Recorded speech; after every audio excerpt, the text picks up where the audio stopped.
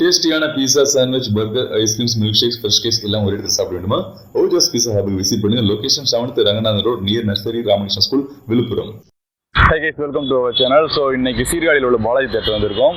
எதுக்காக வந்திருக்கோம் அப்படின்னா, கிங்காங் படம் ஓடி இருக்குது. ஸோ காட்ஸ் கான் அந்த படம் நல்லா போயிட்டுருக்கு. ஸோ நிறைய அந்த கிட்ஸுக்கெல்லாம் ரொம்ப ஒரு ஃபேவரட்டான படமாக இருக்கும். அதை தாண்டி இன்றைக்கி என்ன பார்க்க போகிறோம் அப்படின்னா, இன்றைக்கி அந்த நம்ம படத்திலலாம் அந்த பிக் ஸ்க்ரீனில் பார்க்குறோம்ல தியேட்டரில், அது எப்படி ஸோ நம்மளுக்கு வந்து தெரிய வருது அப்படிங்கிற ஆப்ரேட்டிங் ரூம் மூலம் தான் நம்மளுக்கு வந்து தெரிஞ்சிருக்கும். அந்த ஆப்ரேட்டிங் ரூமில் என்னென்னலாம் வந்துட்டு ஃபங்க்ஷன்ஸ்லாம் பண்ணுறாங்க, அது எப்படி ஆப்ரேட் பண்ணுறாங்க. ஸோ அதுக்கப்புறம் நம்ம பெருசாக அந்த படத்தை பார்க்குறோம். அந்த ஆப்ரேட்டிங் ரூமில் என்னென்னலாம் இருக்குது, எப்படி ஃபங்க்ஷன் ஆகுது அப்படிங்கிறதான் இந்த வீடியோவில் ஃபுல்லாக பார்க்க போகிறோம். அவங்க வீடியோக்குள்ளே போகலாம்.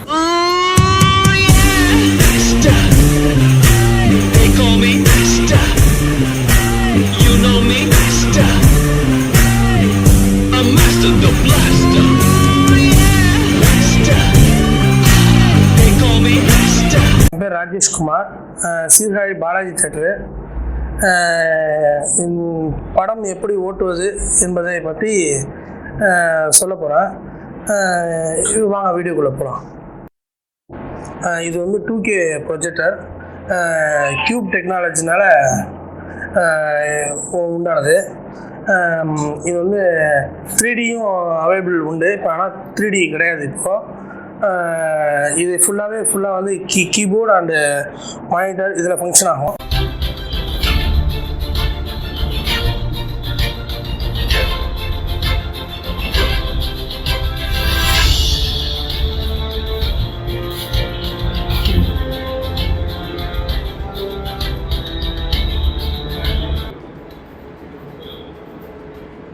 அந்த லென்ஸ் வழியாக தான் போவோம்.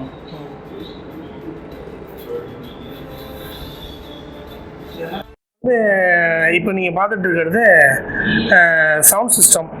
இது ஆம்பிளிஃபையர். அடுத்தது வந்து சவுண்ட் ப்ராசஸ் இருக்குது. நமக்கு சவுண்ட் ப்ராசஸ் வந்து யூஎஸ்எல் இன்டெக் மேனுஃபேக்சரிங் வந்து ஜெர்மன். அது இது வந்து டால்ஃபி ஃபிக்ஸ் பண்ணியிருக்கோம். அதில் தேட்டருக்கு மெயினாக வந்து ஆப்ரேட்டர் ரூமில் வந்து பவர் தான் ரொம்ப முக்கியமானது. இப்போ வந்து நம்ம பவர் வந்து டைரெக்டாக வந்து இபியிலேருந்து கொண்டு வந்து கொடுக்க முடியாது. இது வந்து தேட்டருக்குன்னு யூஸ் பண்ணுற யூபிஎஸ்.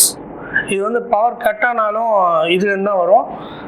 இது வந்து 10 kV வச்சுருக்கோம். நம்ம 10 kV யூஸ் பண்ணிகிட்ருக்கோம்.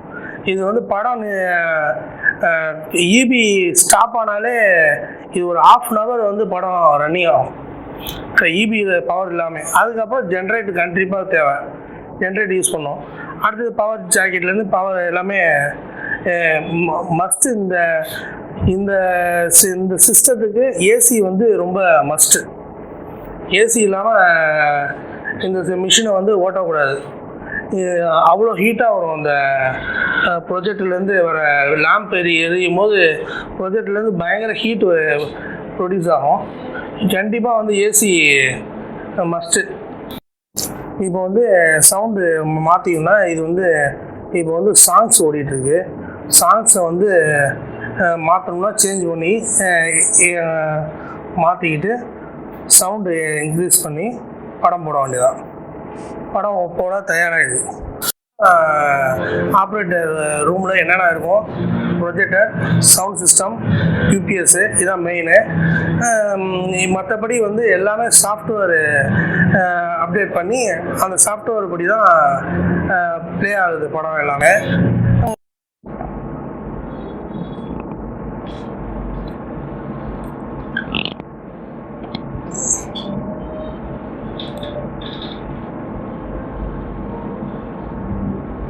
இது NIC 1000C ப்ரொஜெக்டர். இது இப்போ வந்து லேம்ப் ஆஃபில் இருக்குது. இப்போ லேம்பை வந்து ஆன் பண்ணிக்குவோம்.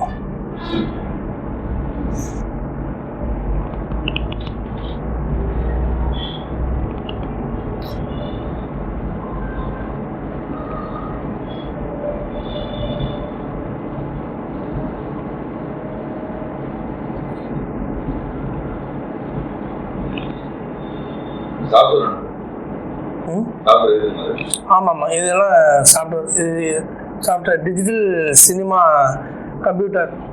ஃபார்மேட் வந்து S2 ஸ்கேன் 192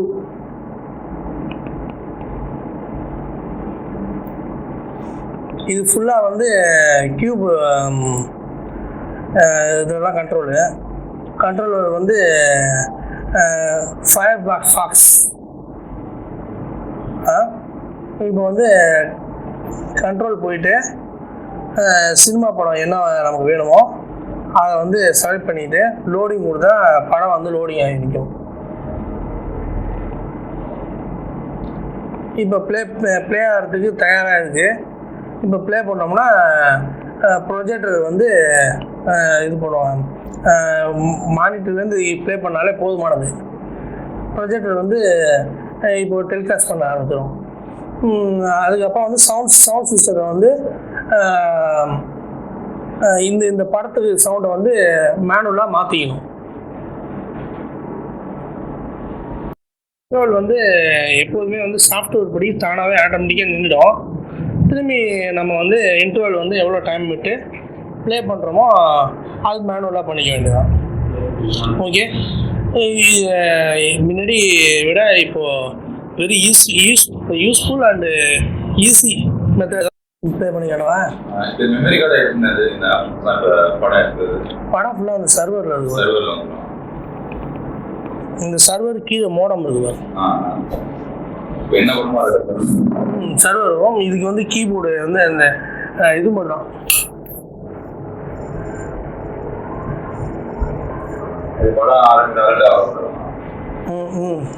அலர்ட் ஆகலாம்.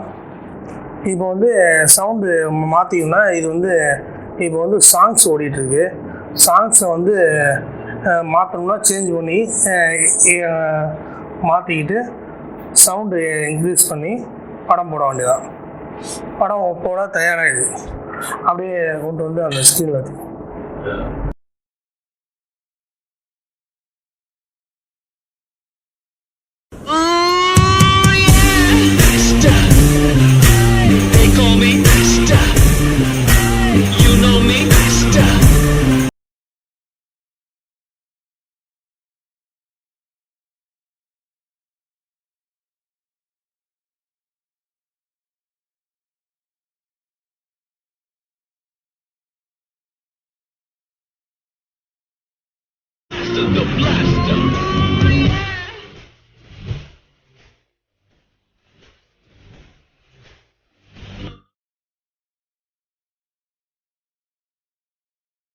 வணக்கம். நான் வந்து திரைப்படையிலேருந்து 12 வயதுலேருந்து திரைப்பட கருவி இயக்குனராக இருக்கிறேன். நான் ஃப்ரெண்டு உள்ள காலத்துலேயும் உள்ளது. இப்போ கீப்பு போட்டும் அந்த வேலையை பார்த்துட்டு வரேன்.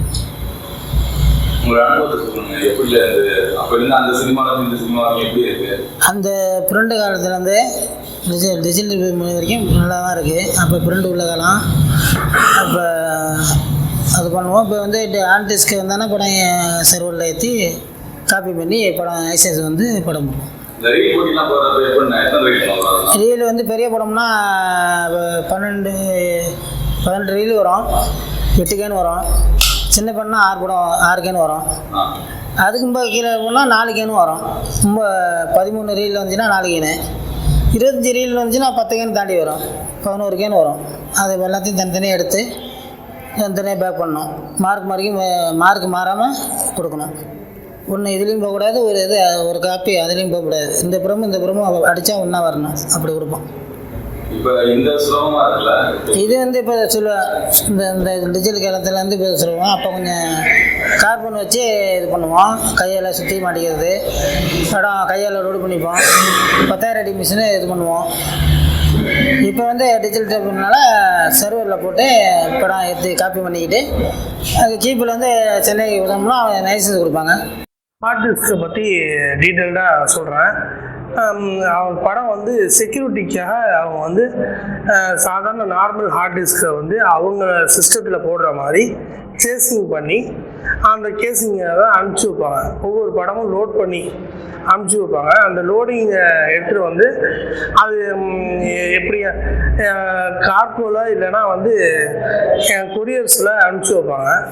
அந்த கொரியர்ஸில் வந்ததை வந்து நம்ம படம் போடுறதுக்கு முத நாள் அந்த படத்தை வந்து நம்ம லோடிங் பண்ணிக்கிட்டு அந்த லோடிங் பண்ணதுக்கு அப்புறம் லோடிங் பண்ணதை வந்து ஆட்டோமேட்டிக்காக ப்ளே பண்ண முடியாது.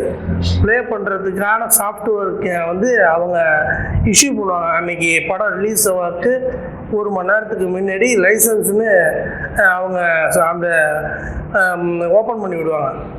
அந்த ஓப்பன் பண்ணதுக்கு அப்புறம் தான் நம்ம தேட்டரில் வந்து ப்ரொஜெக்டர் ஆகும். இதுதான் அந்த ஹார்ட் டிஸ்கோட ஃபுல்லாக இதுதான். இந்த மெத்தடில் தான் வந்து க்யூப் சிஸ்டமும் மற்ற எல்லா சிஸ்டமும் இப்படி தான் ஒர்க் பண்ணிகிட்ருக்காங்க. மற்றபடி உங்களுக்கு சில சந்தேகங்கள் எல்லாமே தெளிவடைஞ்சிருக்கும்னு நினைக்கிறேன்.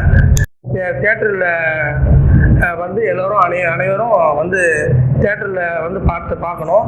தேட்டரில் பார்க்குற மாதிரி எந்த ஒரு சிஸ்டத்துலேயுமே பார்க்க முடியாது. நீங்கள் தேட்டரில் வந்து என்ஜாய் பண்ணுற போது தான் ஒரு படத்தோட முழுமையான இதுவே அமையும்.